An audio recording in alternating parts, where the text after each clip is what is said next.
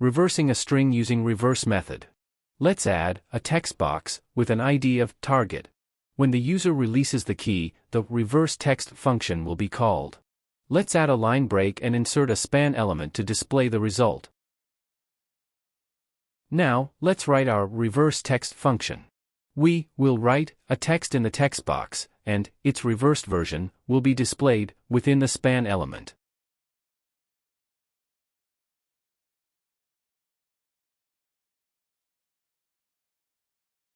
Let's try our code. It's working great. Get text box value. Convert to array. Reverse the array. Convert back to a string. Reverse method does not work with strings. So, we first converted our string to an array, reversed it, and then converted it back to a string. Array manipulation in JavaScript. Let's add an array with tiger and lion in it. Let's display it on the screen. We can use push method to add crow to the end. We can use pop method to remove last element. Start operation, from index 0, remove 0 element, insert whale. Start operation, from index 2, remove 0 element, insert zebra. Start operation, from index 0, remove 1 element. Start operation, from index 2, remove 1 element. Remove first element. Add bear to the beginning. Add ant to the end. Sort the array elements alphabetically. Reverse the order of the elements in the array. JavaScript event listeners. Let's add a button with the ID, test, and toggle colors written inside. We can access HTML element IDs like global variables from within JavaScript code. We have added an event listener. When the mouse hovers over the button, the setDark function will be called. Let's add another listener. We can add multiple listeners to one element. When the mouse moves out away from the button, the setLight function will be called. Now, let's add our setDark and setLight functions. When the setDark function is called, the background color of the document will be black. The text color of the button will be purple. When the setLight function is called, the background color of the document will be white. The text color of the button will be black. Let's try the code we have written and see what happens. When I hover the mouse over the button, the setDark function runs. When I move out the mouse, the setLight function runs. Let's write an example of a function declaration. This function has a name, greet, which is mandatory. It takes a parameter named name. This function will display hi and the value of name parameter when called. Do not use semicolon with function declarations. JavaScript code is executed from top to bottom. Normally, we shouldn't be able to call this function before declaring it. But we can. Because JavaScript hoists function declarations to the top of the scope. JavaScript doesn't interpret this code as we have written. It sees the function's call line at the bottom and its declaration at the top. Changing HTML content. Let's add a span element that contains the text click to change. We will select all elements with the tag name span and store them in the SPN variable. When the first span element is clicked, its content will change to completed. Using query selector, we can write it like this. Query selector will select only the first span element. Let's give it a try. Yes, it works nicely. If we want to use HTML tags during the change, we should use inner HTML. Inner text handles plain text, while inner HTML manages HTML content, including tags. Let's try it again. JavaScript. Static property in a class. Let's add a class named fruit and a static property named count. The count property belongs to the class itself rather than to instances of the class. Let's print the value of this property to the screen. The constructor is a special method called when generating class instances. Each object generated using this class will increment the fruit count value by 1. Let's generate new objects and try it out. We added the apple object, and the fruit count became 1. Let's add another object. With each object addition, the constructor function runs, increasing the fruit count by 1. Static properties belong to the class, not to newly generated objects. Let's define a function called greet with a name parameter, defaulting to anonymous. When this function is called, it will log salam with the changing value of name to the console. The default value anonymous is used because we didn't provide an argument when calling the function. Providing an argument during the function call overrides the default value. Salam Adem, Salam Anonymous. JavaScript destructuring assignment. We can choose different variable names if needed. The displayed country object has a property called language. Let's demonstrate destructuring assignment by using the variable name ln instead of language.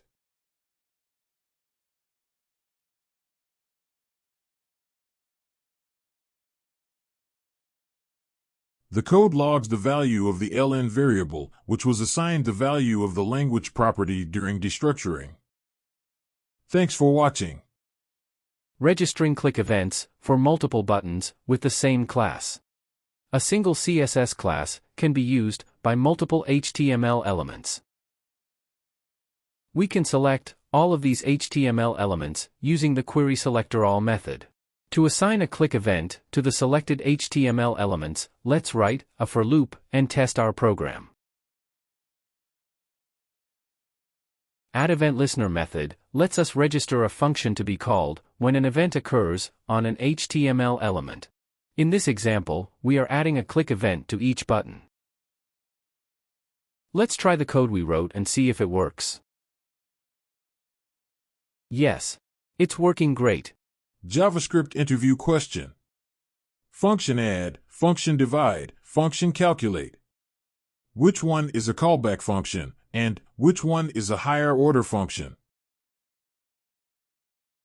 Let's define a function called test.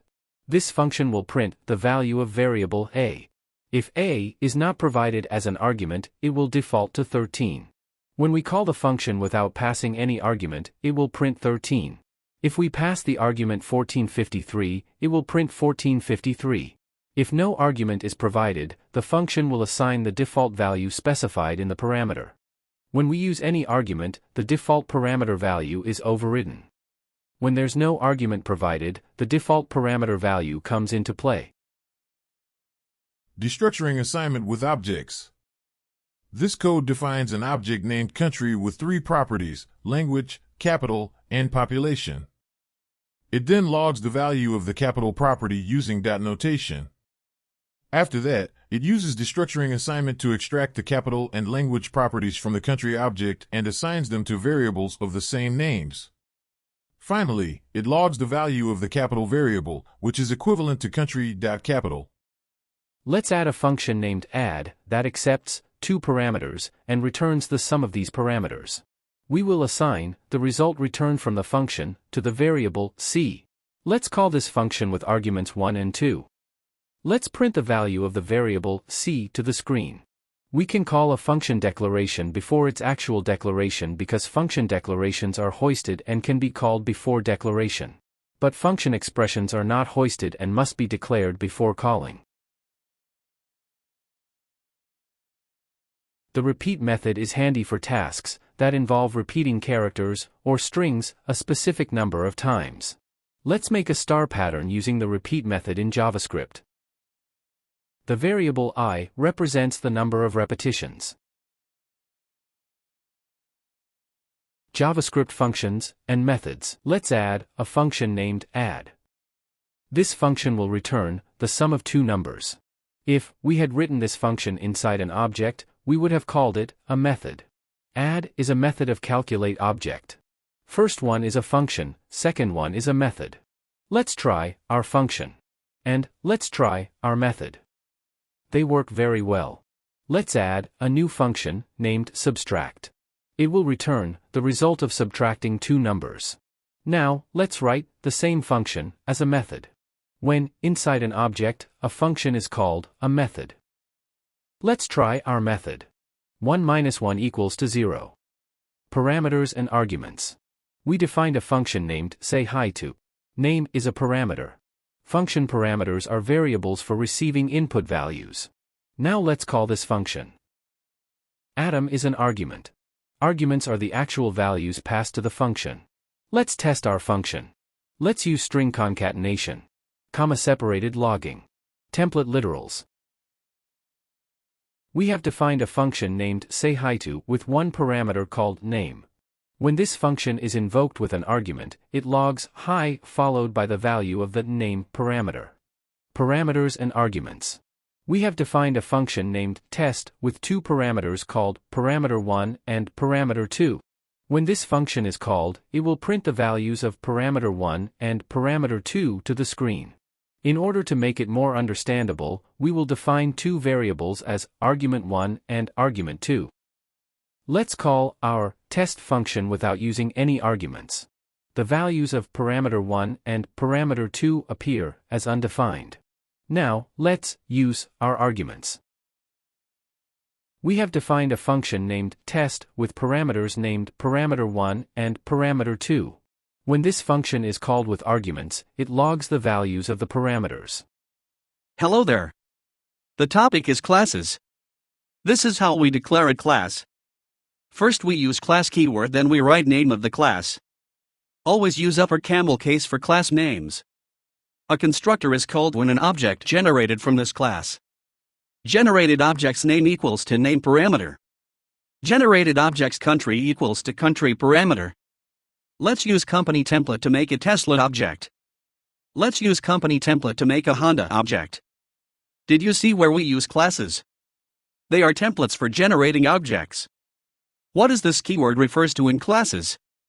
If you declare an object named Tesla, this keyword refers to Tesla. If you declare an object named Honda, this keyword refers to Honda. Let's see this .country for Tesla. It is USA. Let's see this .country for Honda. It is Japan. Thanks for watching. If we were to add 1,000,000 divisions, would we have to write the same things 1,000,000 times? This is where the this keyword comes into play. Let's write the delete division function with this keyword. Let's see what will happen. When this function is called, it attempts to delete what it represents with this. So, what is this in this context? The this here refers to whoever is calling it. If it's invoked by clicking on division 1, then this is division 1. If it's invoked by clicking on division 2, then this is division 2. Thank God for allowing us to add such things to the software world. Thanks to this representation, we don't have to write the same things 1,000,000 times. It saves us from redundancy and tedium. Now let's organize our codes according to this function, and run it, to see if it works. I no longer need the delete. We can encapsulate a block of code, and execute it, whenever needed. Let's add a function named greet and call it. When this code is called, it writes hello there to the screen. We defined our function, and called it, or invoked it. And it printed hello there. Let's make an example about the return statement. We defined a function named a. This function returns the value 1 to the caller. Let's try it. We can directly print the value returned from the function. Or we can store the returned value in a variable. We can then print the value of this variable to the screen. While writing this code, some of the tools I used are output extension is Quokka, theme is Dragon. Editor is Visual Studio Code. Let's define a function with multiple parameters. Our function, printPersonInfo, requires two parameters, name and age. This function, when called, writes the person's information to the screen. Let's test our function with different arguments. Adam is 13 years old. Let's change the name and the age. Bulent is 14 years old. We called our function with different arguments. If there's only one number inside the slice method, it represents the starting index. We can represent the index numbers with the last one being -1 like this. In this example, slice operation starts from -1. If we start from -2. If we start from -3. If we start from -4. If we start from -5. Now, let's write our index numbers in the regular way. Index numbers start from 0. That's why, a slice operation starting from index 1 begins with n.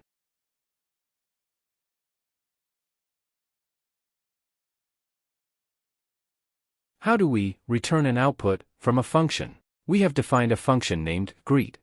We are using the return statement to return the string salam. Let's call the function and store the returned value in a variable. Let's print the value of this variable. We have seen this. The return statement sends a value back to the caller of the function. How to write multiple line string in console? We can print multi-line strings to the console using backticks. We call this use of backticks template literals. In this example, we will dynamically alter the styles of tables by clicking on HTML buttons. Let's add buttons to our HTML page. Each of them should have a different background color and text color. We will use these colors when changing the style of our table. The background color of the table will change to match the background color of the clicked button. Let's horizontally center align our buttons on the page. We selected all the buttons using query selector all. We assigned a function to the click event of each button. The defined function retrieves properties from the clicked button and transfers them to the table. In this example, the this keyword represents the clicked button.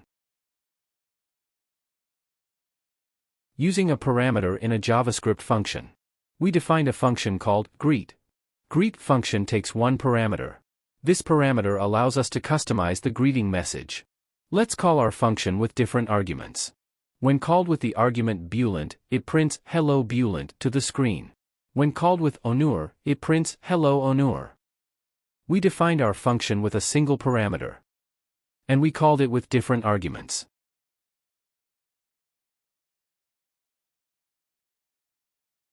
Set stores only unique elements. Let's add a new set called cars.